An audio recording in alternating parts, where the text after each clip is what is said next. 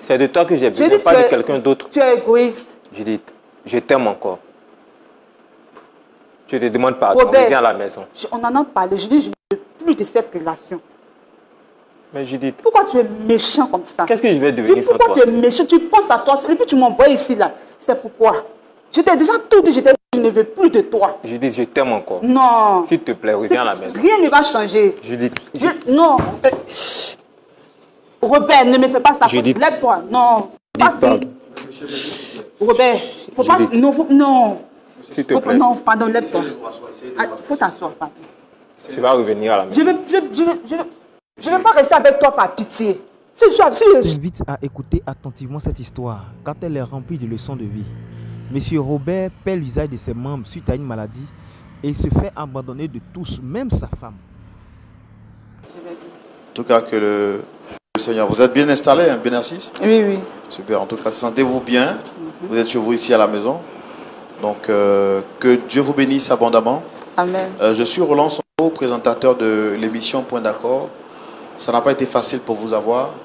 Vous m'aviez dit que vous avez un emploi du temps très chargé, mais vous avez tenu à être là. Je voudrais vous dire merci pour ça. Merci d'avoir accepté de partager le plateau avec nous. Juste en face, vous avez le pasteur Jean-Yves Tchomo. Vous êtes à l'émission Point d'accord, qui est une émission qui a pour vocation de réconcilier les hommes, les familles, les couples. Et justement, vous avez été sollicité sur le plateau par ce monsieur qui est juste à côté. Est-ce que vous le reconnaissez? Oui, je le reconnais. Je ne vous ai pas entendu? Je le reconnais. Je le reconnais. Mais si vous le reconnaissez, il est qui pour vous? Mon ex-mari. Vous avez divorcé? Bon, pas encore. Donc c'est dire que la procédure de divorce a été entamée? Pas vraiment. On n'a pas encore entamé la procédure. Mais pourquoi vous dites qu'il est votre ex-mari si la procédure de divorce n'a pas encore été entamée? Bon, vu que j'ai quitté le foyer, j'ai quitté le domicile. Essayez de parler plus fort, s'il vous plaît. Je dis, vu que j'ai quitté la maison, ça fait quelques années. Et puis bon, je ne l'aime plus. Je ne ressens plus rien. Donc, j'ai décidé de le quitter. Alors, ça fait quelques années que vous avez quitté la maison. Vous dites que vous ne ressentez plus rien pour lui. Quelles sont les causes, quelles sont les raisons essentielles qui vous ont poussé à quitter la maison? D'abord, je voudrais vous dire merci de me donner la parole. Robert et moi, nous sommes connus à l'université. Et nous sommes perdus de vue après quelques années. Et c'est 5 ans après, nous sommes revus à une convention, vu que nous étions de la même communauté. Et c'est là que tout est parti. Il a commencé à... Bon, il m'a dit qu'il m'aimait et moi aussi, je suis tombée sous son charme. Et c'est comme ça que nous avons commencé à nous connaître bien. Et à la suite, je crois 2 ans après, nous sommes mariés. Et quand nous sommes mariés, vraiment tout allait bien. Je voudrais profiter ici de votre antenne pour dire merci à Robert, parce qu'il a été un soutien pour moi et ma famille. Il a permis à ce que mes frères soient scolarisés. Et moi, il m'a même aidé aussi à pouvoir faire du commerce. Bon, quand j'ai commencé, ça n'allait pas. Et c'est comme ça qu'il m'a dit, mon amour, j'aimerais que tu travailles à la fonction publique. Il m'a même aidé à pouvoir travailler. Et il a aidé aussi 2 de mes frères aussi à obtenir du boulot. Tout allait bien, tout allait bien. Donc je voudrais ici dire merci. Devant toute la nation, lui dire merci pour ce qu'il a fait pour moi.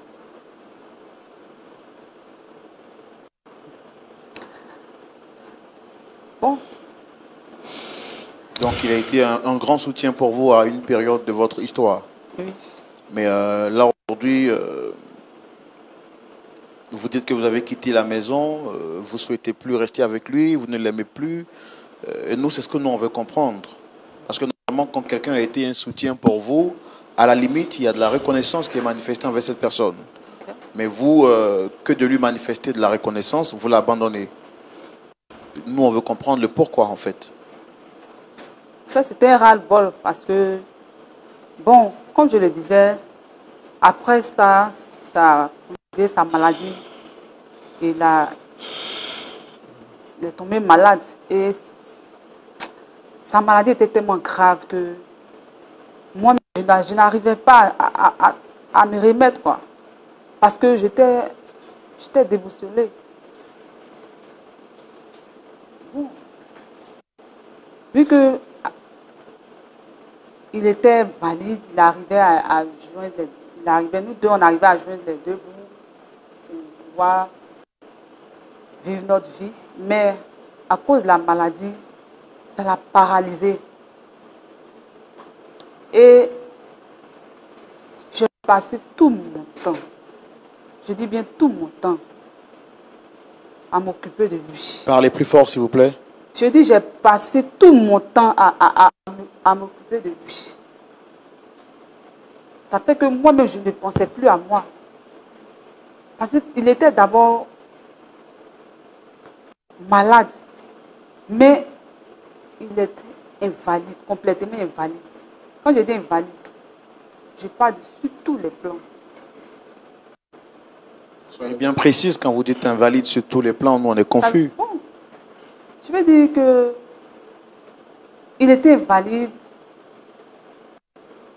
physiquement et puis bon, il n'arrivait pas à me... Madame, sentez-vous à l'aise, d'accord? Nous on n'est pas ici pour vous condamner, pour vous juger.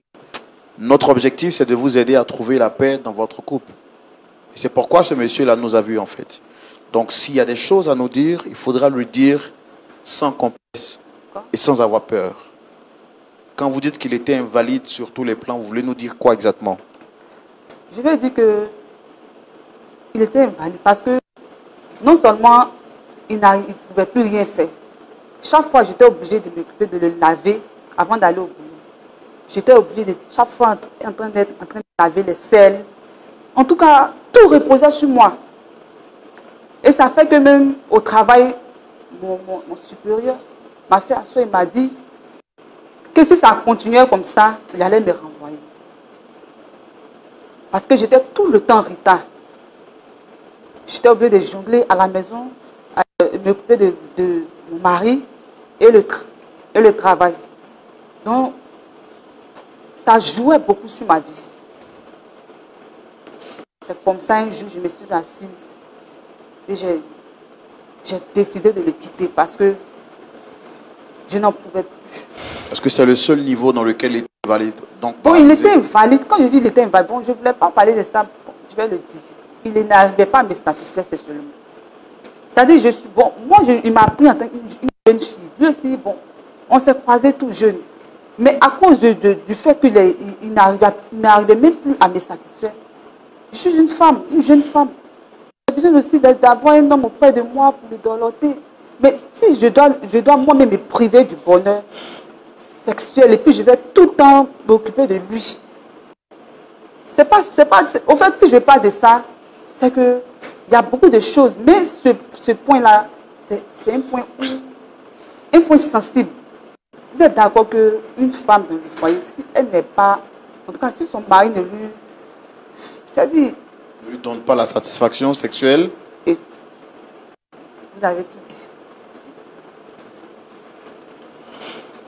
Donc il n'arrivait pas à me satisfaire et j'étais obligée de faire tout À la maison. Vous aviez l'impression de vous sentir dans une prison. Voilà. Judith, je te demande pardon. Pardon. On va la laisser aller jusqu'au bout de ses idées. Donc, ici, moi, ça m'étonne. Hein, il est venu, il m'a convoqué sur ce plateau. Pourtant, je lui ai déjà tout dit. Je lui ai dit que je ne vais plus rester. Je ne ressens plus rien pour lui. Moi aussi, je vais penser à moi. J'ai besoin d'être heureuse aussi, de m'épanouir. Je ne vais pas rester là, consacrer ma vie à un homme qui ne peut pas me rendre heureuse. Je suis là. La preuve est que tous ses parents l'ont abandonné. Et j'ai consacré 2 ans de ma vie à rester auprès de lui. Mais pourquoi lui, il pense à lui seul? Il ne veut pas que moi je sois heureuse.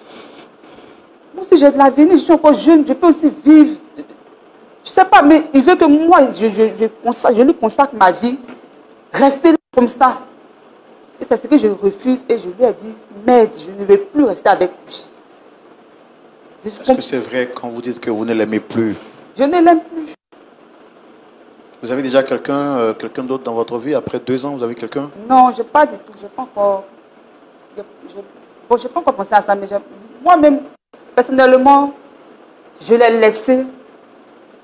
D'abord, je ne l'aime plus. Mais je vais aussi profiter de la vie. Je sais que je suis une femme battante. Avec mon boulot que je fais, je peux m'épanouir. Et je lui ai même dit que j'allais lui trouver comment on appelle ça? Une infirmière qui allait s'occuper de lui parce que moi aussi j'avais besoin de m'occuper de lui. Il a refusé catégoriquement.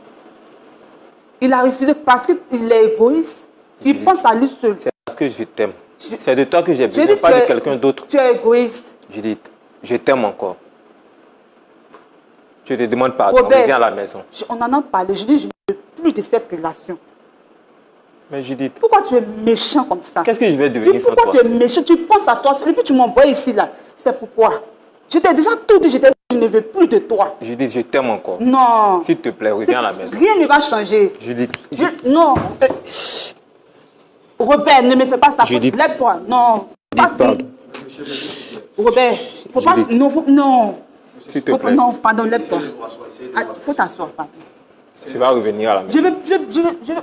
Je ne vais pas rester avec toi par pitié. Si je reste avec toi, pas par amour, par pitié, ce n'est pas bon pour toi. Tu veux rester avec une femme qui va te tromper, qui va rester avec toi parce que, bon, je ne sais pas. Si je reste avec toi, je suis obligé de te tromper. Parce que tu ne peux pas me satisfaire. Pense à tout ce qu'on a vécu. Mais on a vécu, mais qu'est-ce que tu racontes? Pense à tout ce que j'ai fait pour toi et ta famille. Tu n'es pas le seul homme à faire du bien à une femme. Qu'est-ce que tu as fait pour moi au juste? Tu n'es pas le seul homme. Je sais que je suis reconnaissante. Je dis ici que je suis reconnaissante pour ce que tu as fait pour moi. Mais je ne peux pas consacrer ma vie pour rester avec un homme qui ne peut pas me donner le bonheur. Mais qu'est-ce que tu veux que je devienne sans toi? Mais est-ce que... Bon, je ne te comprends pas. Hein? Je suis la seule femme au monde. C'est toi que j'aime, Judith. Non. Tu m'aimes, mais moi, je ne t'aime plus. Judith, s'il te plaît, reviens à la maison. Je ne peux pas. Je ne peux plus. Je ne t'aime plus. Si je viens avec toi, tu vas souffrir. Tu préfères que je meure alors? Je ne souhaite pas ta mort. Hein. Mais je dis, reviens mais à la si je reste avec toi, tu risques de mourir parce que je ne vais pas te rendre heureux. Mais moi, je serai toujours obligé d'aller dehors pour aller te tromper. Pour aller être heureuse. Parce que toi, tu veux que moi, je t'appartienne. Tu veux que tu penses à toi seul. C'est ce qui me fait mal. Tu penses à toi seul. Je n'arrive pas à comprendre. Comment est-ce que tu peux être méchant à ce point? C'est parce que je t'aime. Non, je t'ai dit que je ne ressens plus rien pour toi. Le débat est clos. Rien ne va changer. Pense à toutes ces années qu'on a vécues ensemble. J'ai dit, s'il te plaît, reviens à la maison. D'accord. En tout cas, moi, je compatis à votre douleur, hein, à votre douleur à tous les deux.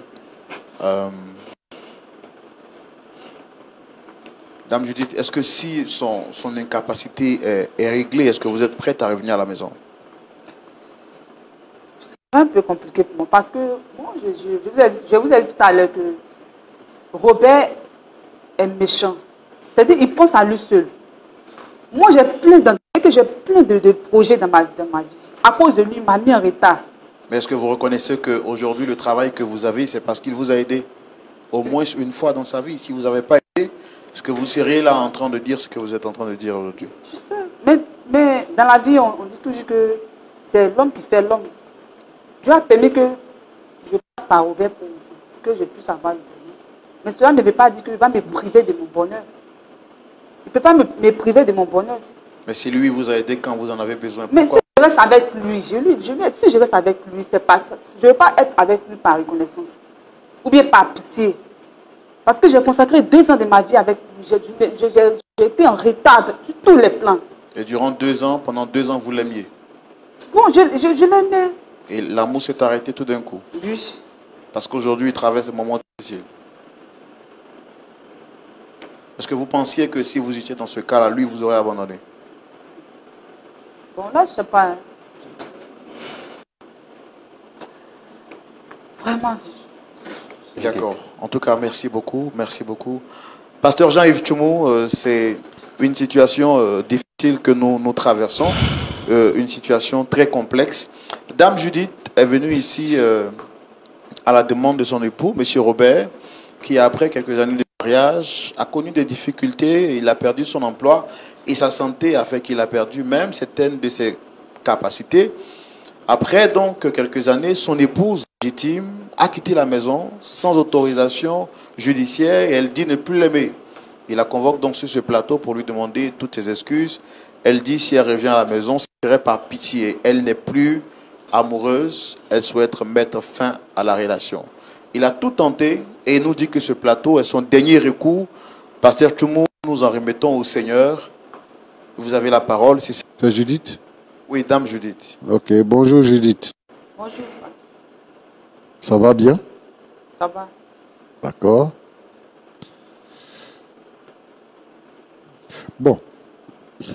Est-ce que depuis que vous êtes séparés avec Robert, vous êtes heureuse maintenant? Oui, je suis heureuse. D'accord. Qu'est-ce qui te rend heureuse? C'est quoi? Ce qui me rend heureuse, c'est le fait de pouvoir réaliser mes rêves, de pouvoir être épanouie, faire ce que je veux. Dans ce que j'ai écouté, c'est que Robert et toi, vous êtes mariés. Vous êtes mariés à l'église? Ou bien vous êtes mariés hors de l'église? Vous êtes mariés à l'église? Oui. Oui. D'accord, vous êtes mariés. Et donc, maintenant, tu peux faire ce que tu veux. Tu es heureuse et tout ça. Tu as dit tout à l'heure que Robert, il est égoïste. Dans ce que Robert a dit, il a dit que quand il est tombé malade, tu étais son seul soutien. Tout le monde l'a abandonné. Tu es resté avec lui 2 ans durant et tu l'as aidé. Au départ, il ne marchait pas. Maintenant, il s'est relevé, il marche et tout ça. Et je sais que tu veux ton bonheur toi-même. Et tu dis que Robert est égoïste. Mais je veux savoir, est-ce que le fait d'abandonner ton mari pour aller à la recherche de ton bonheur, ce n'est pas être égoïste, à ton avis? Bon, ce n'est pas être égoïste parce que dans la mesure où, quand j'étais avec Robert, je lui consacrais tout le temps. J'étais à ses petits soins. Ça fait que moi-même, j'avais des ambitions, j'avais des projets que j'avais mis stop. Mais quand j'ai réfléchi, j'ai vu que si je continuais dedans, ça n'allait pas aller pour moi. Parce que moi aussi, j'ai une famille qui compte sur moi. J'ai des petits frères, des petites soeurs que je dois aussi scolariser. Mais je ne vais pas rester là, m'occuper d'un homme qui, je ne sais même pas s'il va répondre ses facultés ou quoi. Je ne sais pas. Moi aussi, j'avais besoin d'être heureuse. Donc, je pense que... Est-ce que, en te mariant, Robert, tu étais prête pour te marier? Est-ce que tu étais prête? Bon, en ce temps, j'étais prête. Mais maintenant, tu n'es plus prête. Tu vois, vous les femmes là, tu es en train de nous montrer ici un tableau sombre. Tu as dit quoi? Tu dis que, vraiment, quand il a dit qu'il t'aimait là, lorsque vous vous êtes retrouvés après 5 ans, quand il a dit qu'il t'aimait, toi aussi, tu l'aimais. Et au départ, ça marchait bien. Vous vous êtes mariés. Il t'a aidé d'abord à te donner un fonds de commerce. Et puis ensuite, quand ça n'a pas marché, c'est-à-dire que tu n'as pas tenu le commerce. Là, il n'était pas égoïste. Hein? Il t'a donné encore, il t'a permis d'entrer à la fonction publique. Non seulement toi, mais il a permis à ton frère d'entrer à la fonction publique. Il a permis que tes frères et soeurs soient scolarisés. Et là, il n'est pas égoïste. Hein? Mais comme maintenant il est tombé malade, il ne peut plus te donner l'argent. Il est devenu invalide. Il ne peut plus coucher avec toi. Là, il devient égoïste. Et toutes les promesses que vous vous êtes faites dans le mariage, là, ça ne tient plus. Ça ne tient plus. Maintenant, toi, tu as besoin de t'épanouir. Quand tu dis épanouir, c'est quoi? Parce que j'ai écouté, Roland t'a demandé s'il y a quelqu'un dans ta vie. Tu dis non. Mais en réalité, tu es en train de dire que le vrai point ici, c'est que lui, il ne peut pas te satisfaire sexuellement. Et ça fait 2 ans que tu es parti, et tu es en train de dire non, que tu n'as pas quelqu'un dans ta vie. Lui aussi, il insiste pour te demander pardon. Tu dis que si je reste avec toi, je vais te tromper. Mais il ne faut pas mentir. Est-ce que là où tu es assise, là, tu as dit qu'il n'y a pas quelqu'un dans ta vie? Moi, j'ai des doutes. D'abord, sur ta conversion. Est-ce que tu es une chrétienne, en réalité?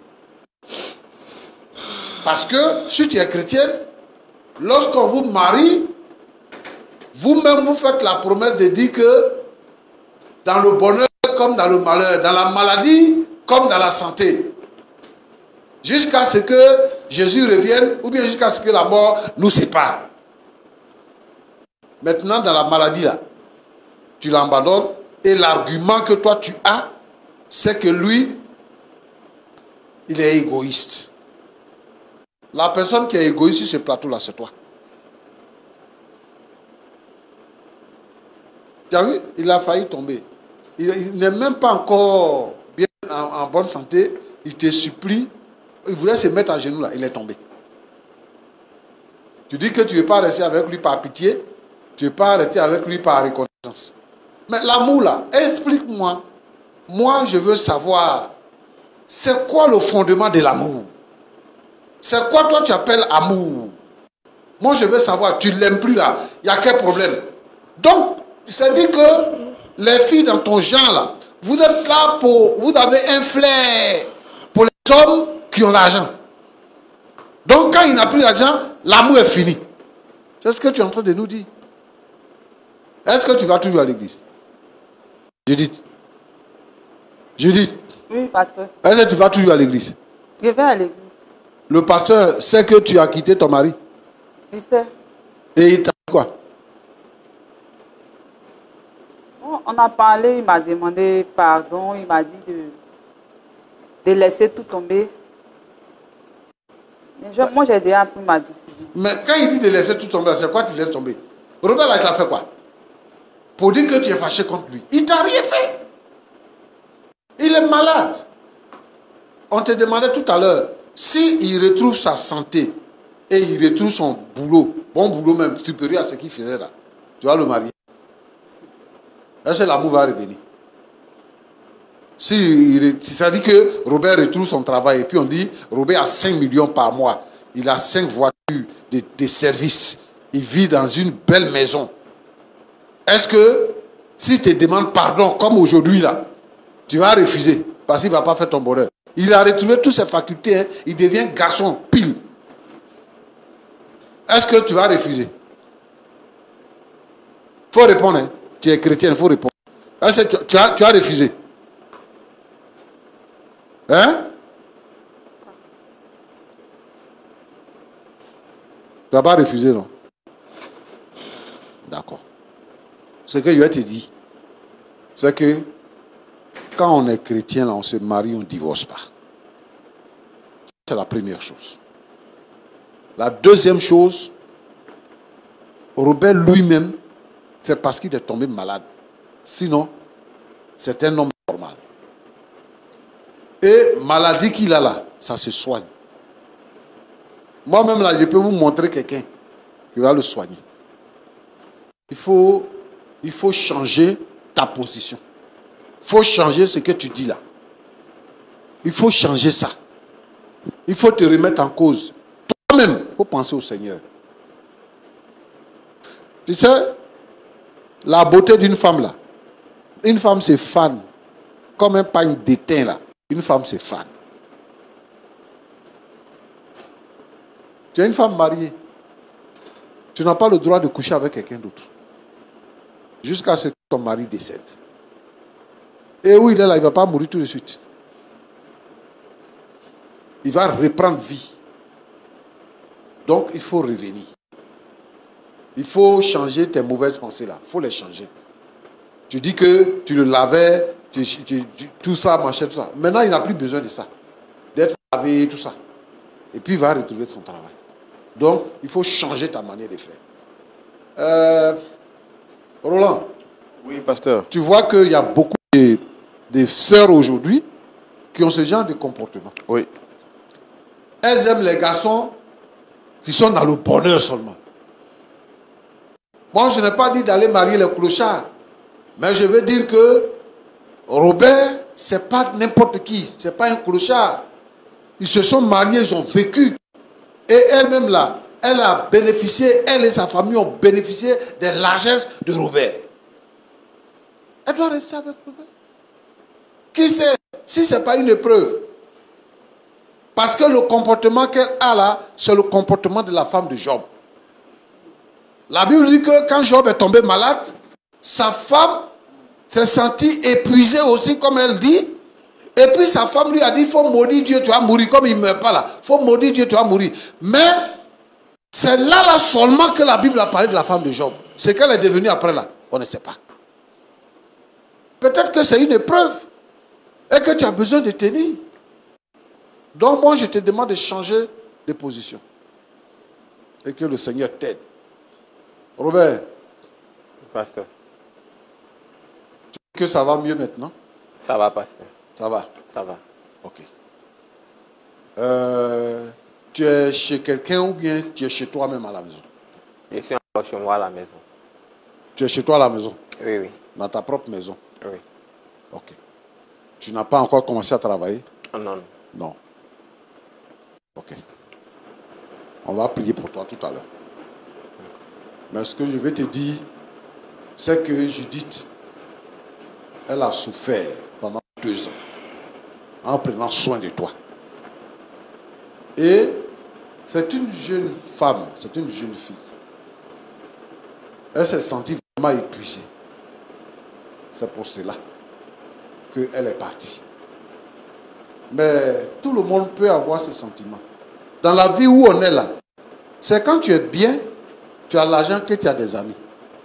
Mais le jour que ça tourne mal, là, tu n'as aucun ami. La preuve, c'est que toi-même, tes propres parents t'ont abandonné. Ici, je suis heureux de savoir que toi, tu aimes toujours ta femme. Et c'est ce qui est normal. C'est ce que la Bible nous demande. La Bible nous dit, Marie, aimez vos femmes. Et si tu continues d'aimer ta femme, si tu n'as pas eu dans ton cœur des ressentiments pour dire que j'ai fait ceci, j'ai fait cela pour elle, maintenant que je suis malade, elle m'a abandonné, mais si tu veux que ta femme revienne toujours, tu es dans la voie du Seigneur. Que Dieu te bénisse. Amen. Je veux que tu penses, que tu considères que ce qui t'est arrivé est une épreuve. Est une épreuve. Et que le Seigneur va te relever. Moi, je suis convaincu que tu vas revenir sur ce plateau-là avec une belle forme et tu vas nous présenter ta voiture parce que tu auras un nouveau boulot et que ta vie va aller de l'avant. Avec ta femme, je dis. Amen. Ça, moi, je le crois. Amen, pasteur. Nous sommes ici sur ce plateau, d'abord pour vous réconcilier, mais en deuxième position, pour confesser la foi chrétienne. Moi, je suis en train de dire que vous êtes des chrétiens et que le Seigneur, il nous connaît. Dans les moments difficiles, comme dans les bons moments, le Seigneur ne nous abandonne pas. Le Seigneur est fidèle. La Bible dit que le Seigneur Jésus est fidèle. Même si nous sommes infidèles, le Seigneur Jésus est fidèle. Amen. Et je veux que tu pardonnes à Judith le fait qu'elle t'ait abandonné. Et nous-mêmes, nous allons suivre cette histoire-là pour que la situation change. Nous-mêmes, si nous connaissons des gens qui sont qualifiés dans ce que tu as appris comme profession, nous allons t'aider à pouvoir négocier avec les gens pour que tu puisses avoir du travail et que tu puisses t'occuper de ta maison. Voilà. Que Dieu te bénisse. Amen. Et s'il y a quelqu'un qui me suit, voilà le cas de Robert. Je veux que vous puissiez vous lever et recevoir Robert pour qu'il puisse avoir du boulot, pour que la paix revienne dans sa maison. Amen. Que Dieu vous bénisse abondamment. Amen. Amen. Merci d'avoir regardé la vidéo jusqu'ici. J'espère que nous avons appris beaucoup. Nous avons eu la sagesse au travers de cette vidéo. Voilà un peu l'histoire de M. Robert et puis Judith. Alors, à l'image de ces deux personnes, ils ont traduit ce que beaucoup de personnes vivent en réalité dans le secret, dans leur couple. Alors, vous qui vivez ces choses, je vous demande de mettre en commentaire. Si vous avez des histoires aussi à nous conter, je vous demande de mettre cela en commentaire. Est-ce que Monsieur Robert, qui aujourd'hui demande pardon à sa femme, il demande à sa femme de revenir avec lui, celle-ci refuse. Alors, j'aimerais aussi dire à tout le monde que le mariage, c'est pour le meilleur, pour le pire.